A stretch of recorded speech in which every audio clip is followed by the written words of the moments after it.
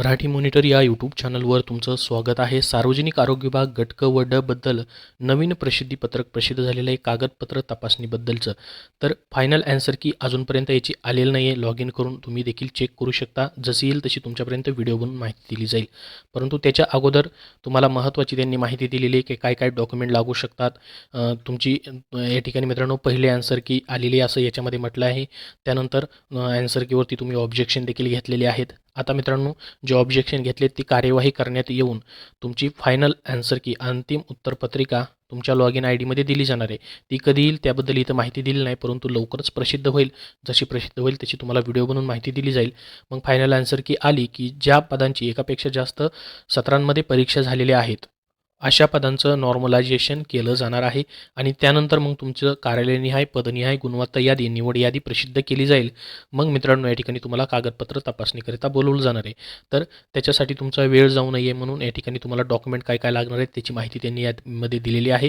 त्याचबरोबर तुमच्याकडे एखादं डॉक्युमेंट नसेल तर त्यांनी म्हटलेलं आहे की समजा उदाहरणार्थ तुमच्याकडे आदिवासी प्रमाणपत्र नाही आहे तर मग तुम्ही 100 रुपयाच्या स्टॅम्प पेपरवर तसं लिहून प्रतिज्ञापत्र देऊ शकता की या ठिकाणी 1 महिन्याच्या आतमध्ये सादर केलं जाईल. अशा पद्धतीने तुम्ही लिहून देखील देऊ शकता. तेही त्यांनी याच्यामध्ये माहिती दिलेली आहे. आणि आता खाली कागदपत्र तपासणीसाठी पहा अशा पद्धतीचं फॉर्म दिलेला आहे. याच्यामध्ये तुम्हाला जन्मतारखेचं प्रमाणपत्र, त्यानंतर शाळा सोडल्याचा दाखला, हे जन्म पुराव्यासाठी जन्मतारखेसाठी तुम्ही देऊ शकता. त्यानंतर तुमचं कॅटेगरीचं सर्टिफिकेट असेल. त्यानंतर मित्रांनो या ठिकाणी का नॉन क्रिमिनल ज्यांनी ज्यांनी दिले ते लागेल.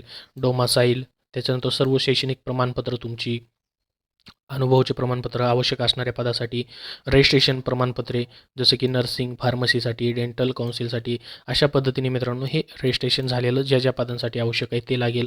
त्यानंतर संगणक अर्हतेबद्दलचं प्रमाणपत्र, त्याच्यानंतर समांतर आरक्षणामधून तुम्ही अर्ज केलेला असेल तर समजा अंशकालीनमधून केला आहे किंवा प्रकल्पग्रस्त, भूकंपग्रस्त, खेळाडू, माजी सैनिक, दिव्यांग, अनाथ याच्यापैकी जे पण याच्यामधून तुम्ही फॉर्म भरलेला आहे त्यापैकी एक सर्टिफिकेट तुम्हाला द्यावं लागेल. मग त्यानंतर लहान कुटुंब प्रमाणपत्र, अर्जात नमूद केलेल्या पत्त्यावर राहत असल्याबाबतचा पुरावा, त्यानंतर तुमचा स्वतःचा फोटो असलेलं ओळखपत्र उदाहरणार्थ आधार कार्ड, पॅन कार्ड यापैकी जे फॉर्म भरताना तुम्ही दिलेले त्यापैकी एक.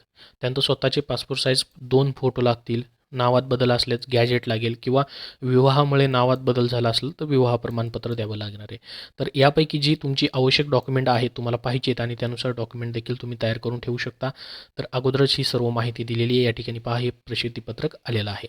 आता फायनल ॲन्सर की जशी मित्रांनो प्रसिद्ध होईल तशी तुमच्यापर्यंत माहिती शेअर केली जाईल आणि मित्रांनो पुढील जशा लिस्ट लागतील तशी देखील तुम्हाला माहिती दिली जाईल. त्यासाठी या चॅनलला सबस्क्राईब करून ठेवा. हा व्हिडिओ नक्की लाईक करा.